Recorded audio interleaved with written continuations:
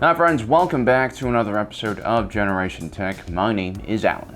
After the rise of the New Order, Emperor Palpatine seized control of all the shipyards, weapons, manufacturers, vehicle factories, cloning facilities, and everything else that made up the military-industrial complex.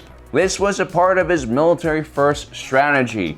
It was designed to create jobs and also promote stability all across the galaxy. By controlling all of these assets, Palpatine also made it incredibly hard for anyone outside of the military infrastructure to purchase something as simple as a holdout blaster. And so the Rebel Alliance, especially in the earlier years of the Galactic Civil War, had to steal and scavenge whatever supplies they could find in order to assemble their own military force. Which is why it's not surprising that a good portion of the Rebel Alliance Navy was made up of Clone Wars era ships. Today we're going to take a look at 10 of those Clone Wars vessels and talk about how the Rebel Alliance used them. The LAAT was a clone trooper's best friend on the battlefield. The sight of one of these lumbering birds in the sky meant that evac was on its way, or perhaps reinforcements in the form of a fresh squad of troopers or even some armored support. Although they were relatively slow and vulnerable to AA fire and enemy starships, the LAAT was still the working mule of the JAR, and without it, the Republic would have never been able to defeat the Separatist Alliance. Unless Palpatine allowed them to, of course. With a cargo capacity of either 30 troopers or one large walker, the LAAT allowed the JAR to quickly deploy massive amounts of troops and gear. But once the dropship unloaded its cargo, it transformed from being a Black Hawk-style transport to more of a Hind-style gunship. The LAAT had a pair of chin-mounted laser cannon turrets, along with 2 turret gunners using a very destructive continuous laser beam. And then you had a belt-fed mass driver missile launcher system, which is as deadly as it sounds.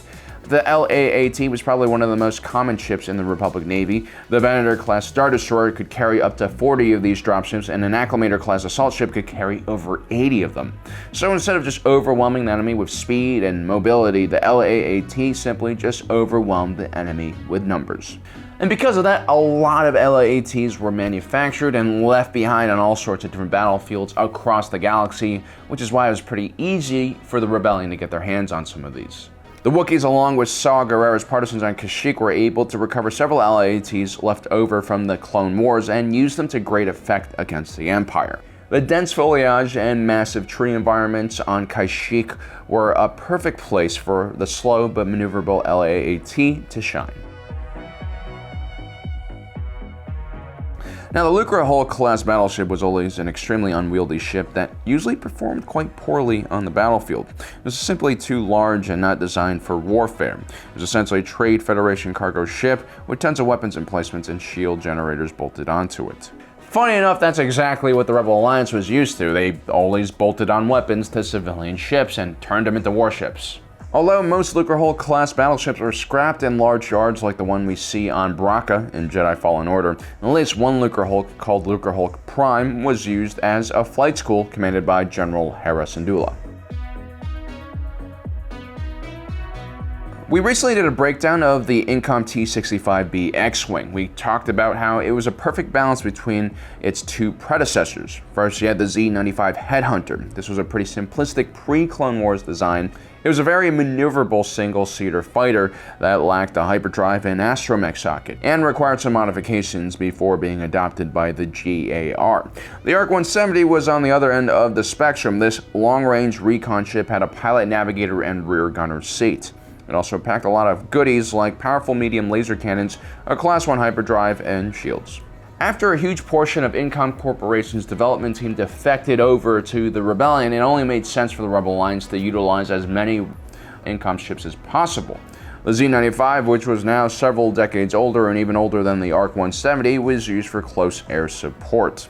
TIE fighter pilots actually nicknamed them Skulls, probably because of the massive amount of carnage they left behind after they attacked Imperial convoys. Saw Gerrera's partisans were also one of the many units that operated one of these old birds. The ARC-170 failed as a multi-purpose fighter during the Clone Wars, but was used by the Empire as a long-range recon ship thanks to its unique set of skills and powerful sensors.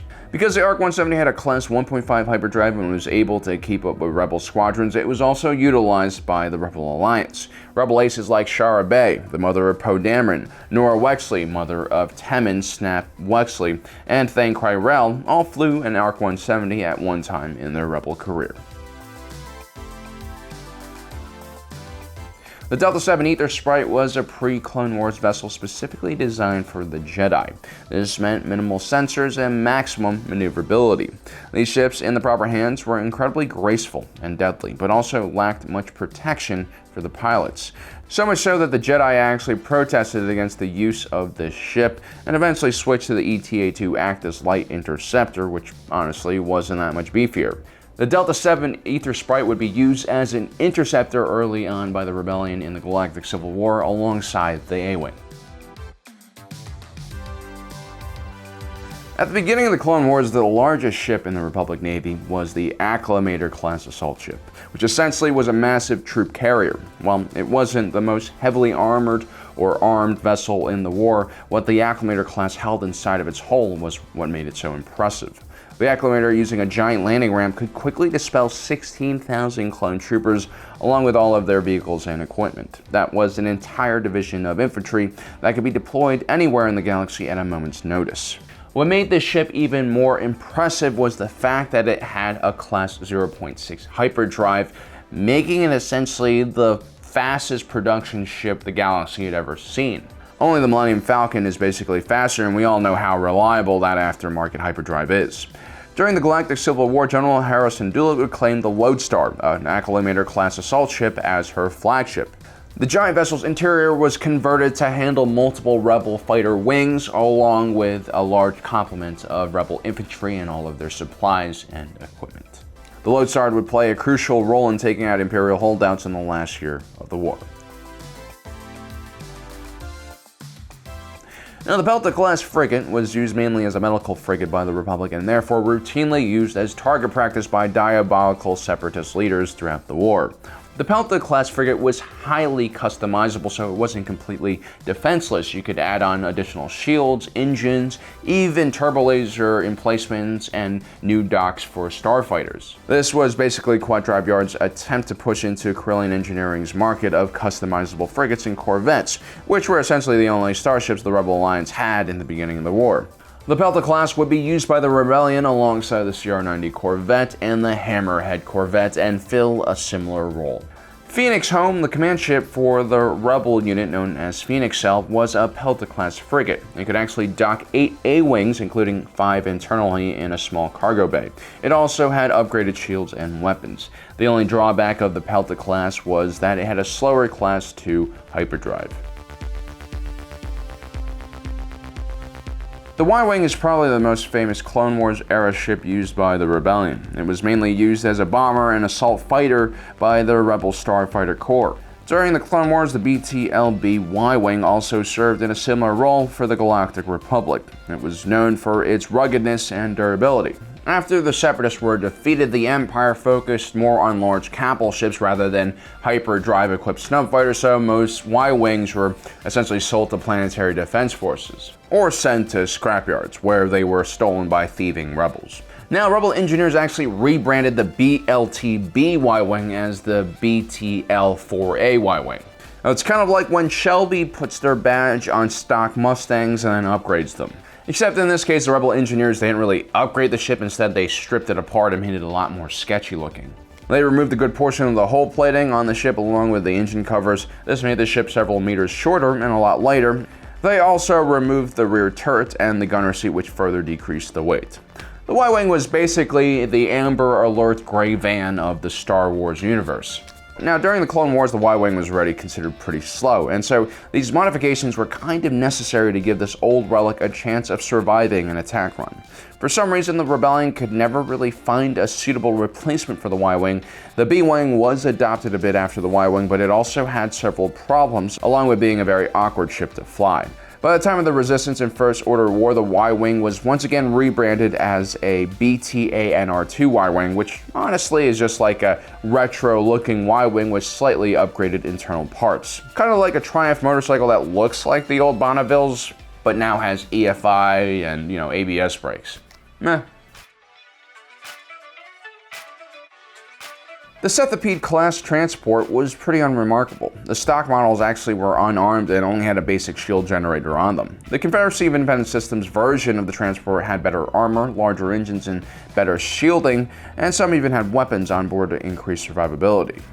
Now, during the Galactic Civil War, a team of rebels from Phoenix Cell traveled to the planet of Agamar and discovered a still active separatist base located there. The rebel unit ended up taking one of these Cephalid-class transports and christened it the Phantom II and used the ship on several missions. The Mandalorian Kom'rk class fighter is a thing of beauty. Half starfighter, half transport. In the hands of a skilled Mando pilot, it was also extremely effective on the battlefield. One of the cool parts of the Kom'rk class's design is the fact that the wings rotate around the cockpit, making it a very confusing ship for the enemy to track. In true Mandalorian fashion, the Kom'rk class fighter design was never changed from the beginning of the Clone Wars, where it was utilized by Death Watch all the way to the Resistance era when the Mandalorians under the command of Lando Calrissian helped take out the Sith Eternal Fleet on Exegol. During the Galactic Civil War, Botan Kryzen or Night Owls fought alongside the rebels on several occasions using the Gauntlet, which was also a Kom'rk-class fighter. During the Siege of Attilan, the Gauntlet was able to drop Mando rebel troops directly onto an Imperial interdictor ship. The boarders were able to destroy the gravity well generators on the vessel, which allowed the rebellion to escape the Imperial blockade to live and fight another day. So there you have it, guys. As you can see, the Rebel Alliance had no qualms about recycling old Clone Wars fighters and starships for their own purposes, which kind of makes sense. They didn't really have any other choice. Well, guys, let me know in the comment section below which one of these ships is your favorite. And as usual, don't forget to subscribe and hit that notification button down below so you don't miss out on the rest of our content. As usual, thanks for joining us today. If you're watching this, you are Generation Tech.